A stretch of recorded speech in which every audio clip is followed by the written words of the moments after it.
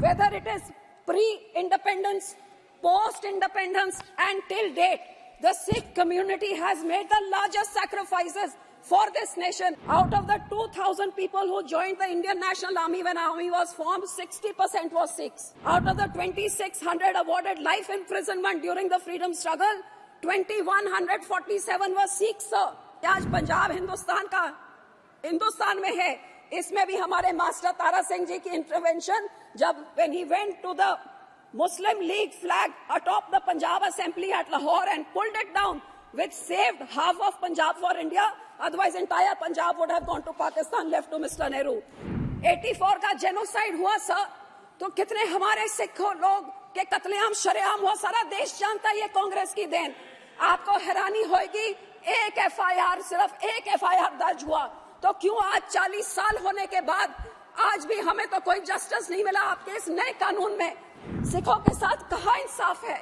कौन सा वो पॉइंट है, मुझे बताएं जरा गृह मंत्री जी। एज अ सिख सर, एक सिख होने के नाते सर मैं इत्थे दसना चाहांगी कि साडे पंजाब ते पंजाबियां दे उत्ते जिन्हां यह पुलिस एट्रोसिटीज नूं असीं सहा हैगा, साडा इतिहास गवाह हैगा सर।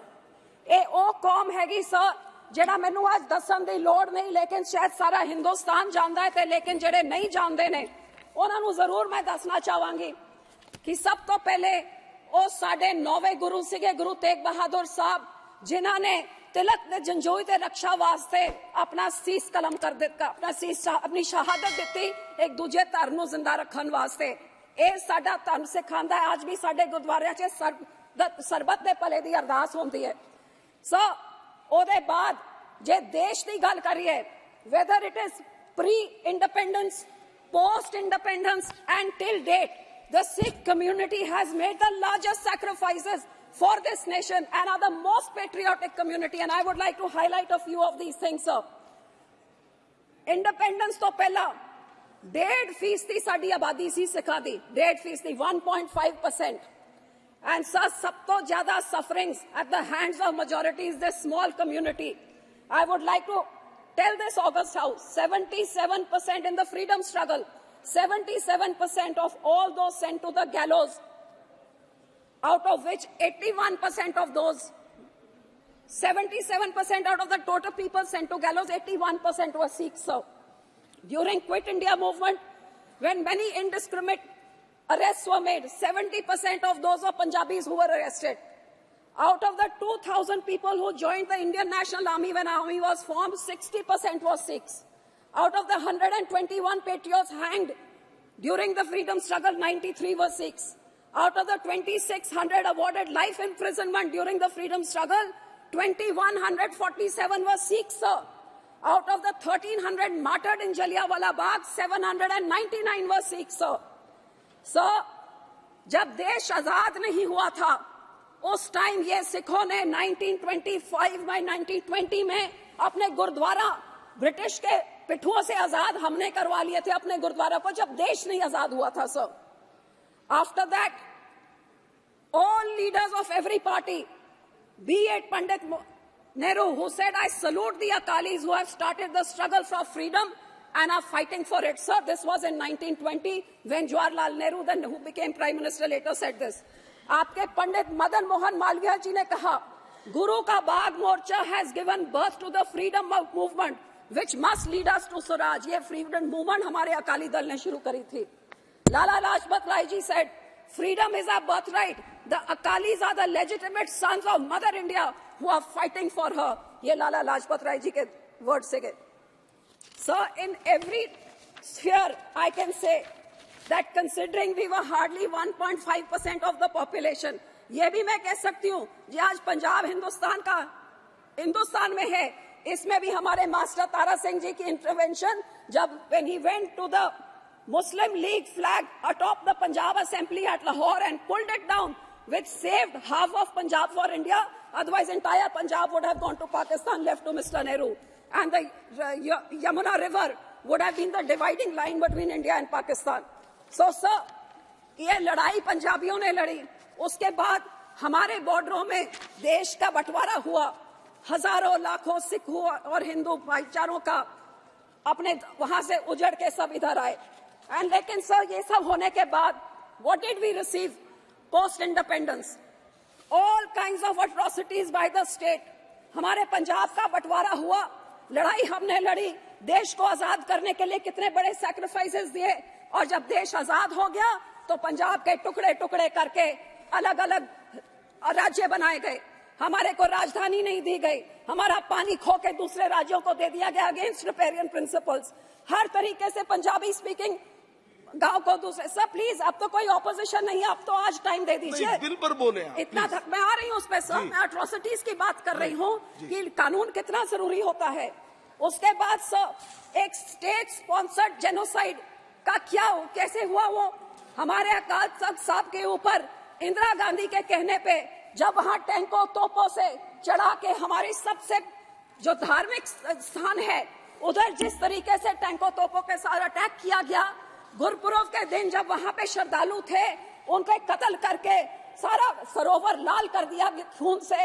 ये एक स्टेट स्पॉन्सर्ड, जब प्रधानमंत्री अपने ही लोगों के ऊपर, तो क्यों आज तक इंदिरा गांधी के ऊपर क्यों कोई कानून नहीं लगा? उसके बाद जब हमारे दिल्ली में 84 का जेनोसाइड हुआ सर, तो कितने हमारे सिखों लोग के कत्लेआम शरेआम हुआ, सारा देश जानता है ये कांग्रेस की देन। आपको हैरानी होगी, एक एफआईआर, सिर्फ एक एफआईआर दर्ज हुआ, तो क्यों आज 40 साल होने के बाद आज भी हमें तो कोई जस्टिस नहीं मिला? आपके इस नए कानून में सिखों के साथ कहाँ इंसाफ है? कौन सा वो पॉइंट है, मुझे बताएं जरा गृह मंत्री जी, वो कौन सा है जहां 40 साल बाद हमें इंसाफ मिल होते?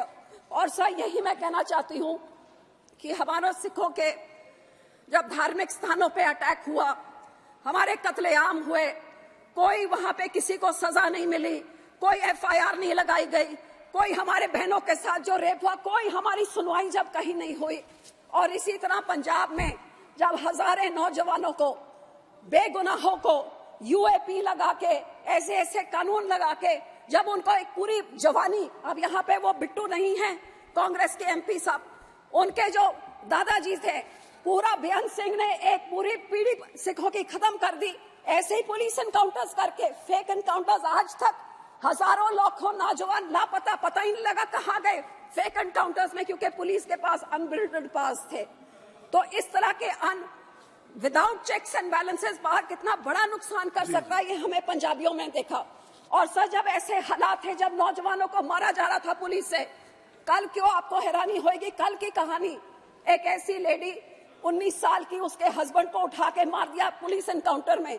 और अब कितने 30-40 साल बाद आज थानेदार से लेके डीजीपी तक, आईजी तक, सबको पुलिस ने, अब जाके अदालतों ने उसको इंसाफ दिया, क्योंकि फेक एनकाउंटर था, फैब्रिकेटेड था, उसको एक टेररिस्ट बना के उसका एनकाउंटर कर दिया। तो ये तो लाखों हजारों से हर घर की कहानी थी पंजाब में 80 के दहाकों में। और सर जब ऐसा माहौल था, जब नौजवान मारे जा रहे थे, तो उन लोगों को रोकने के लिए जो हमारे सब सिर्फ कुछ सुझाव कुछ देना चाहती हैं? जी सर, मैं उसी पे आ रही हूँ सर, उसी पे मैं कहना चाहती हूँ, जब ऐसे का माहौल पूरे पंजाब में 10-12 साल चल रहा था, तो कुछ नौजवान, अब इधर ही इस हाउस में आपने देखा, कुछ नौजवानों ने कुछ दिन पहले क्या किया, क्या कह रहे थे वो नौजवान कि हमने अपनी बेरोजगारी, मणिपुर या फार्मर्स के बारे, तो नौजवान अपने भावनाओं में बह के उस समय उन्होंने कुछ कदम उठाए। 25-25 साल के नौजवान थे, हमारे बंदी सिखों की मैं बात कर रही हूँ, और बहुत विनम्रता से मैं बात कर रही हूँ, क्योंकि इस पूरे कानून में आज भी उन बंदी सिखों के इंसाफ के बारे में कुछ भी नहीं है सर। जो पंजाब के इस माहौल में जिन्होंने उठ के, भाई राजूआना जी जैसे, दविंदर पाल सिंह भुल्लर जैसे, गुरदीप सिंह खेरा जैसे लोगों ने जो कोई कदम उठाए सर, जो उन्होंने कोई कदम चके, वो क्योंकि पंजाब के हालात हो जैसे गए, ते हुण उन्हां सारियां नूं 28-28, 30-30, 35-35 साल हो गए, वो जेल च बैठे हुए ने।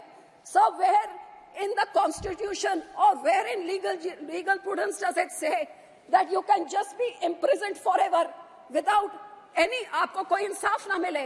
ये तो ह्यूमन राइट्स की वायलेशन है, ये एक इंसान की इंसानियत की वायलेशन है। Sir 1 minute, 5 minute sir. Sir, here I want to say that in the mercy petition, जो आपने mercy petition के बारे में कहा है, सर फॉर एग्जाम्पल हमारे भाई राजूआना, यू मस्ट नो सर, 28 साल से जेल में बंद हैं, क्योंकि उस टाइम 84 के दहाकों में उन्होंने कोई कदम उठाया, कोई कंस्पिरेसी करी। 28 years he is lying in a prison, in an 8x8 cell for 12 years. His mercy petition is pending. No decision is being taken. The court tells the government to take a decision. The government doesn't take any decision. And now the new law says, besides his family, nobody can apply for it also. If the person has no family, sir, उनके माँ बाप जे मर गए, तो कौन करेगा? ये कहाँ से आप ये लेके आ रहे हैं? और 12-12 साल कोई उसका फैसला ना हो, तो इससे बड़ी बेइंसाफी क्या हो सकती है? जिस करके सर, I would say कि ये आप मर्सी पिटिशन वाला, तो I would appeal to you sir, जो 8/8 की चक्की में 28 साल, 25 साल से अब 60-65 साल उनकी उम्र हो गई, और सुप्रीम कोर्ट कहता फैसला दो, और सरकार कहती है anti social elements are a problem to society. तो सर, कई लोग ऐसे जिन्होंने बेअंत सिंह की हत्या में थे, उनको बाय लॉ लीगली अपने तरीके से उनको पैरोल भी मिल गया, वो अपने घर पे भी रह रहे हैं, अदालत ने उनको घर भेज दिया, राजीव गांधी के किलर भेज दिए।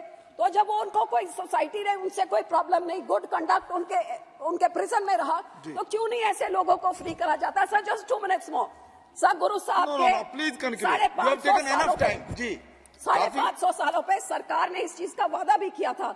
आज इस कानून में मुझे कुछ नहीं दिख रहा कि when remission has been granted, when these prisoners are going to be set free, which you promised in 2019, आज तक नहीं हुआ। बल्कि आप यूएपीए उठा के आप पूरा पुलिस को वो पावर्स दे रहे हैं, जो पुलिस आज भी उठा के कोई भी चीज, किसी को भी टेररिस्ट, 2019 पे आपने लॉ को रिवाइज किया कि पहले एक टेररिस्ट ऑर्गेनाइजेशन होती थी, अब किसी भी इंडिविजुअल को आप टेररिस्ट कर दें। इसका मिसयूज पंजाब में तो रोज ही हो रहा है, देश में भी देख रहे हैं, किसी को भी टेररिस्ट। आपको हैरानी होगी कि पंजाब में कुछ बच्चों ने सिक्खी का प्रचार करने के लिए कुछ पैम्फलेट घर पे मिले, तो उनपे भी यूएपीए लगा दिया और फिर उठा के दूर दूर भेज देते। रमेश विदुड़ी जी, सर, मैं अपील करती हूँ कि इस कानून का